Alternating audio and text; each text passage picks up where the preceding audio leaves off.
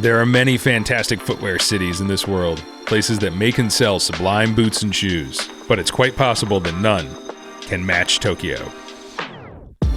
My name's Ben Robinson, founder of Stitchdown, and to be honest, I can't remember a time when I didn't have a deep connection with what was on my feet. Today I'm lucky enough to spend my life learning from craftspeople who make some of the world's finest handmade boots and shoes.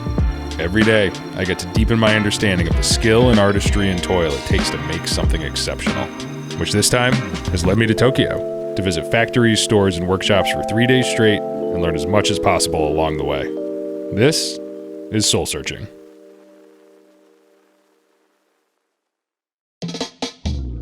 Perhaps no Japanese maker is more internationally romanticized than Clinch by Brass Tokyo. In the workshop below a small retail store in Tokyo's Setagaya city, Clinch founder Minoru Matsura and his team combine top-flight materials with precise craftsmanship to create boots that are designed to last as long as the vintage ones Minoru used to repair and age with preternatural purpose and beauty along the way. All right, I think this is how we go. Minoru-san. Hi, thank you for coming. How are you? Thank you for having me. This place is incredible, as predicted. Man, I've seen endless pictures. I've spent like weeks of my life looking at pictures of the shop, and to be in here right now, it's pretty special. So thank you so much for having me. Oh, me too. Thank you so much. I think a great place to start is if you could just tell me a little bit about Brass and Clinch and your story of how this all happened. 2007年に、ブラスを靴の修理屋さんで始めました。で、その後5年後ですかね、インスピレーションの LA のボリューム3でクリンチというオリジナルブランドを2012年に始めたい。So many people feel Clinch boots to be so special to them, but I would love to know what makes Clinch boots special to you. What do you love about the boots, and what do you think makes them maybe different from other boots?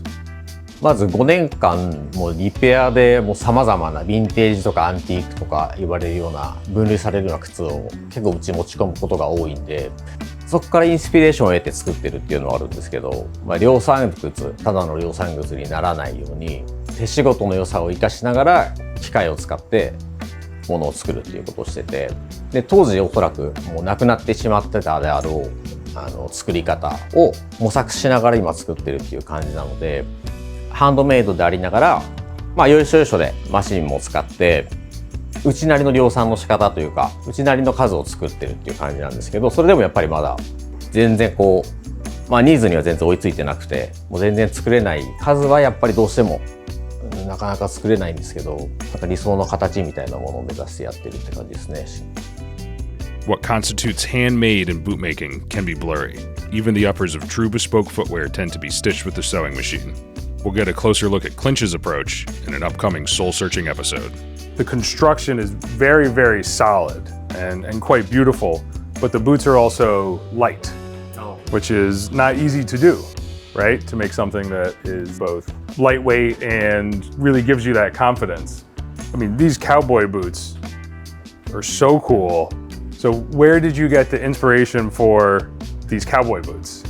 もともと新しいモデルを作るときに割と考えてることはシンプルで、レースアップを作ったから次はプルオン作ろうみたいな感覚だったり、例えば USA 起源のものを作ったから次は EU 起源のものを作ろうとかイングランド起源のものを作ろうっていう感覚でまずニューモデルを考え始めるんですけど、でプルオンちょっとしばらく作ってなかったんで、この前は何だったかな、プルオンって言われるものだとおそらく多分ジョッパーになると思うんですけど、こっちがもうイングランドだったんでちょっと USA ベースのものとして考え始めて、あとはホースバットではなくちょっとホースハイドを使いたいっていうのもあったんで、そのあたりを考えて、カウボーイブーツ作って、あとは柄をシャフトの柄で少しずつ、ディーラーによって分けてるっていう形で今やってますね。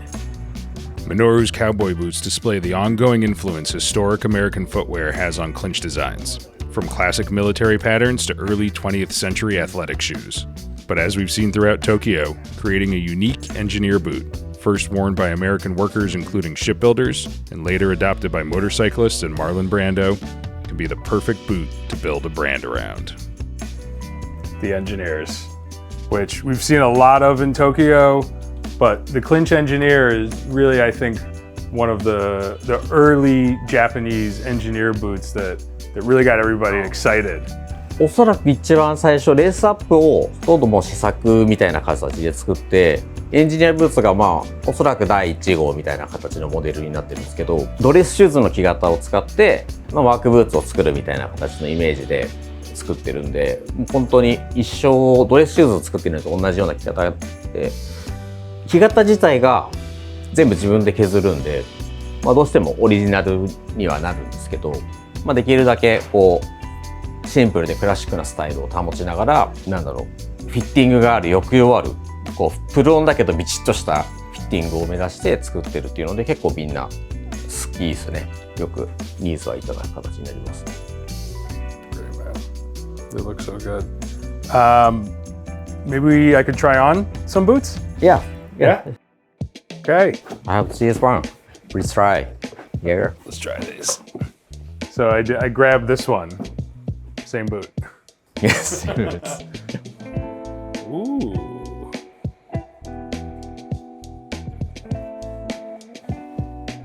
I mean, I think that I'm feeling pretty good in these. And then I noticed you brought the Gary's, which out of your boots might be my favorite. Yeah, these feel pretty good. Maybe it would be an 11, but I think I get by in a 10.5. Toes right there. This leather is beautiful. All right, you make some nice boots. Thank you so much. And this is my style, lace to toe, nice and sleek. And I cuff my pants up, so now I can look like you. Yeah, not quite as cool, but I need to make some boots, get my pants dirty a little bit. Man, these things are great. All right, now we're in Shibuya at an ABC Mart.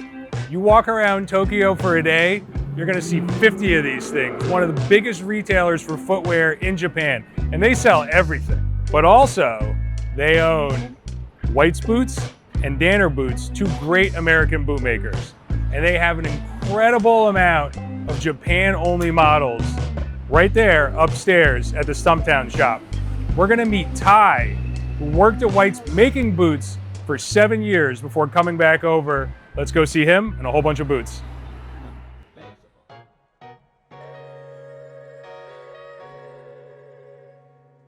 Nice. They got all the old Whites and a couple beers. Some really cool pictures of old school bootmaking. This is good. This is gonna be good. This is more than a flight, by the way. Oh man, this place is great. Ty? This place is incredible. Oh, thank you. I can't tell you the amount of time I have spent on the Stumptown website, just looking at all the Whites makeups, all the Danners that you can't get in the US. Yeah, you get here. All right, so let's take a look. I mean, right out of the gate, these low Danners, lace to toe, super funky. And I love a Danner Light. It's one of my earliest great boots. This is a collaboration model with Briefing. Well, they did a great job. What else we got? Oh, wow. Saddles. Love it, man. It's classic. All right, so these actually, I've had my eye on. We might have to try these on, but. Okay. Of course, so you worked as a bootmaker at White's for how long? Yes, 7 years. Yeah. That's great experience for me. What last is this? This is a 54, do you know? 54? Yeah. No. This is a pretty classic. It's Japan limited model. Retro Oxford. Leather sole. So the Whites are being made in Spokane. Yes, right. Only this. This is from Japan. They look incredible. And I mean, they have this hand-stitched apron and split toe, which I'm a big J.M. Weston fan. It's one of my favorite dress shoes. If you just show me a picture, I might mistake it. Yeah. And this waist, I mean, this is very, very high end.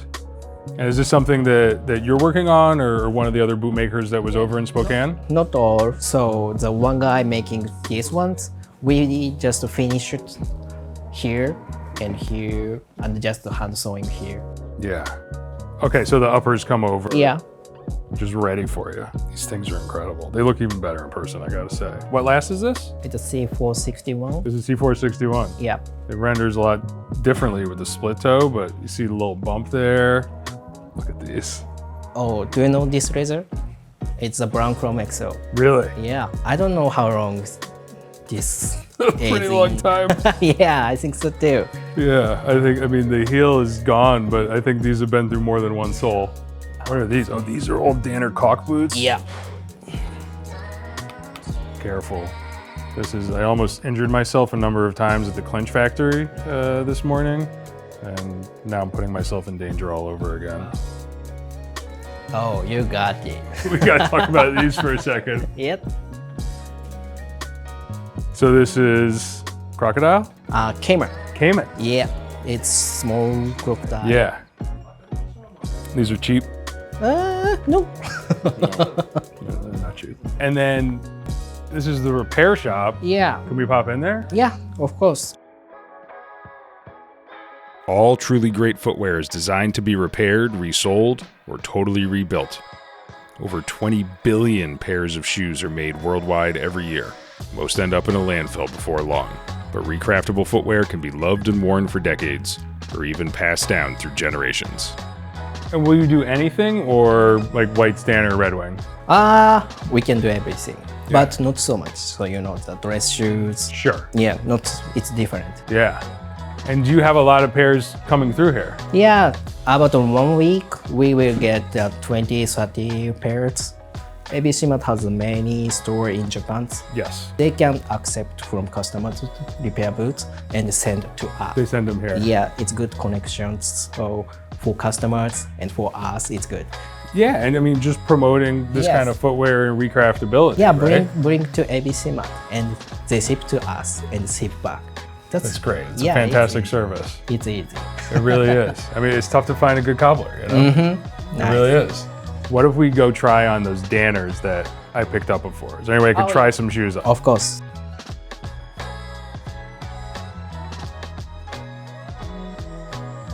How do you feel? Pretty good. Nice. This is a new product from Japanese factory. So my friends designed these ones, and my teacher in Japanese factory, he making this. Really? I love it. You got a connection to it. Thank you so much for having us. Like, this place is No just problem. remarkable. Anytime. And yeah, I really, really appreciate you showing us all of this. Yeah. All right, we'd love to stay here and just look at all these whites, try more stuff on. But we gotta go. One last stop for 3 days of boot shopping in Tokyo. We're going back to Shinjuku for Addict boots at the Addict clothing store. Let's go.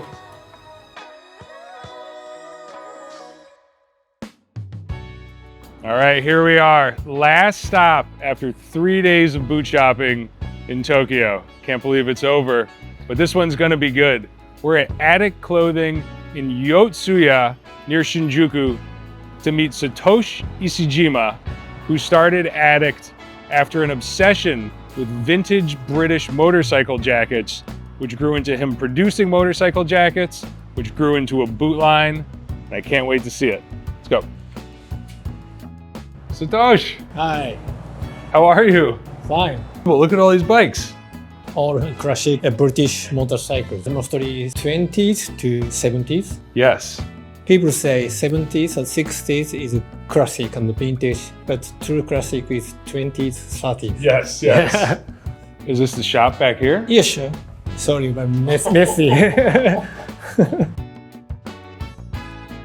Of course, I am not a mechanic, Yes. and we have specialist in mechanic. Okay, yeah. How did Addict come about? How did you start this brand? I was vintage motorcycle jacket dealer.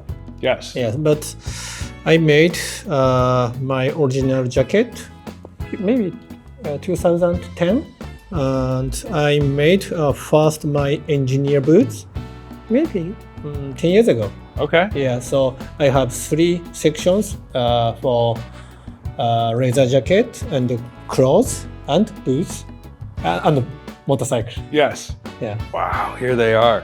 So I have never seen your boots in person before. Lots of pictures on the internet, and I know people elsewhere that have them and love them, but this is actually my first time seeing them. And man, they're living up to it. Wow. So here's the engineer. This is horse butt?